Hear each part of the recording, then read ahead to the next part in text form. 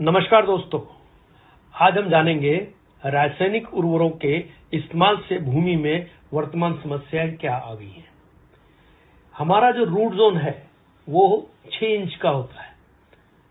6 inch का root zone को हम बोलते हैं एक्टिव रूट जोन। अब ये एक्टिव रूट जोन के अंदर व्हाइट रूट्स का डेवलपमेंट होता है, इसके नीचे भी जाते हैं पर व्हाइट रूट्स का मैक्सिमम डेवलपमेंट 6 इंच के अंदर होता है। हम अपने जमीन में क्या क्या रासायनिक खादें यूज करते हैं, जैसे कि यूरिया, डीएपी और सुपर फॉस्फेट। ये हमने 1968 के बाद जब हमारी रासायनिक खेती शुरू हुई तो हमने डालना शुरू किया अपने खेतों के अंदर। अब अपने खेतों में अपन जब यूरिया डालते हैं तो हमको ये समझना जरूरी है कि यूरिया में क्या है। अब यूरिया के बोरे पे अगर आप देखेंगे तो उस पर लिखा है नाइट्रोजन 46%, पर नाइट्रोजन तो 46% है, बाकी बचा हुआ क्या है? बचा हुआ 54% जो है वो सॉल्ट और कचरा है। ऐसे ही डीएपी में कुछ परसेंटेज अच्छा मटेरियल है और कुछ जो है वो फिर से कचरा और सॉल्ट है। ऐसे ही सुपर फॉस्फेट में।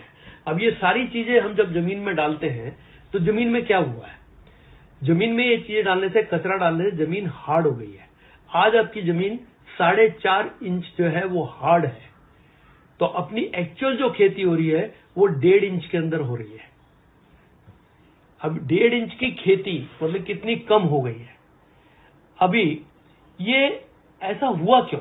ऐसा होने का कारण एक है कि हमारी जमीन के अंदर केंचुआ होता है, जबकि 1968 के पहले हमारी जमीन में केंचुआ एक्टिव रहा करता था। और हम चौथी कक्षा से पढ़ते चले आ रहे हैं कि केंचुआ जो है वो किसानों का दोस्त है।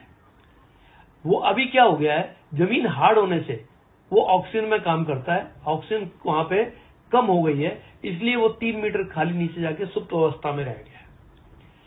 अभी केंचुआ क्या करता है, नीचे से मिट्टी खाता है अपने वेट के हिसाब से, और जाते हुए और आते हुए जमीन में 2 छेद करता है, और जब ऊपर आता है तो वो ऊपर एक वॉमिटिंग मतलब उल्टी करता है, जिसको हम बोलते हैं केंचुआ खाद, जो वर्ल्ड की अप्रतिम खाद है। और जब ये 2 छेद करता है जमीन के अंदर 1 स्क्वायर फीट के अंदर, जब ये 2 छेद करता है तो जमीन को ये मुलायम कर देता है। जमीन मुलायम होने से क्या होगा कि जमीन के अंदर जो हार्ड पना आ गया है, जिसके कारण ऑक्सीजन कम और कार्बन डाइऑक्साइड बढ़ गई है, वो प्रक्रिया उल्टी हो जाती है। पर अभी क्या हुआ है, जब ऑक्सीजन कम हो गई और कार्बन डाइऑक्साइड बढ़ गई तो जमीन में विषाणु बढ़ गए।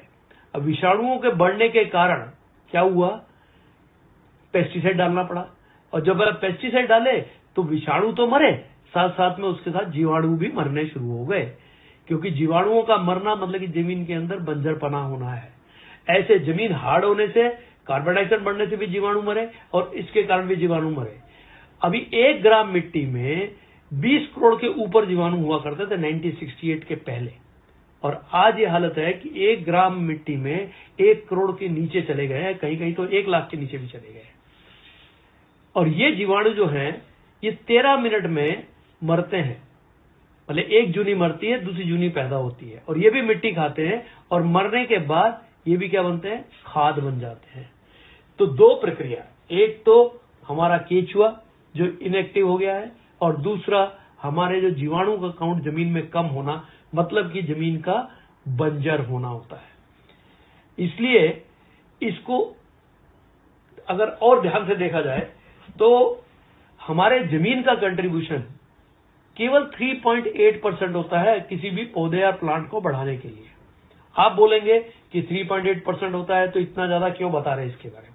ये ऐसे है जैसे कि हमारे शरीर में एक हार्ट है बहुत छोटा, पर अगर वो कमजोर हो जाए तो मुश्किल हो जाएगी, और अगर वो बंद हो जाए तो राम राम सत्य हो जाएगा। तो ये एक्टिविटी अगर जमीन में नहीं चालू होगी तब तक हमारी जमीन की जो है उर्वर शक्ति कम होती चली जाएगी। पर 96.2% जो है वो कहां से आ रहा है, हवा, पानी और सूरज, जो कि फ्री ऑफ कॉस्ट हमको अवेलेबल है। और आपको ये जान के हैरानी होगी कि एटमॉस्फेयर में नाइट्रोजन जो है वो 78% है, 78%। अब 78% नाइट्रोजन जो हवा में अवेलेबल है, उसकी खींचने की ताकत ना होने के कारण प्लांट में, उसके कारण ये सब प्रॉब्लम खड़ी हो गई है। तो हमको ये 3.8% अगर दुरुस्त कर देते हैं तो क्या होगा कि हमारे ऑक्सीजन कंटेंट बढ़ेगा, जीवाणु का काउंट बढ़ेगा।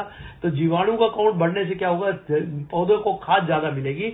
तो रूट्स जो है वो ज्यादा खाना उठा के ऊपर पत्तों को देंगे, पत्ते जिससे बड़े हो जाएंगे, डार्क हरे डार्क हो जाएंगे, और पत्तों पे जो ऊर्जा है, खींचने की ताकत है, वो बढ़ जाएगी।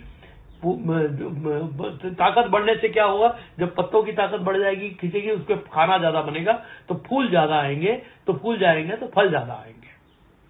अभी हमारा दुर्दैव क्या है? दुर्दैव हमारा यह है कि 78% नाइट्रोजन जो फ्री ऑफ कॉस्ट हमको एटमॉस्फेयर में अवेलेबल पड़ी है, केवल हमको अपने पौधों के पत्तों का साइज बढ़ाना है, पौधे की ऊंचाई बढ़ानी है और हरा डार्क करना है, जिसके कारण वो खींचने की ताकत उनकी बढ़े।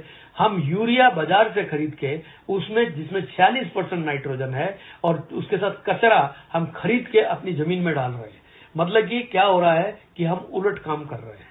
इससे क्या हो रहा है कि हमारी जो शक्ति है, जमीन में जो ताकत है, वो खत्म होती चली जा रही है। ये जो भी हो रहा है वो गलत है।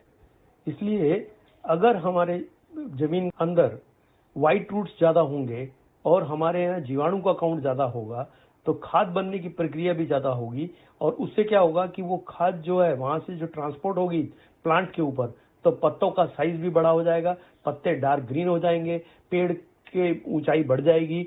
उससे क्या होगा कि वहां से जो 96.2% फोटोसिंथेसिस प्रोसेस जिसको बोलते हैं, प्रकाश संस्करण करना बढ़ जाएगा, जिसके कारण जो है वो ज्यादा खाना जो है हमारे पत्तों पे बनेगा। पत्तों पे ज्यादा खाना बनने से क्या होगा कि फूल ज्यादा आएंगे और फल ज्यादा आएंगे। Thank you.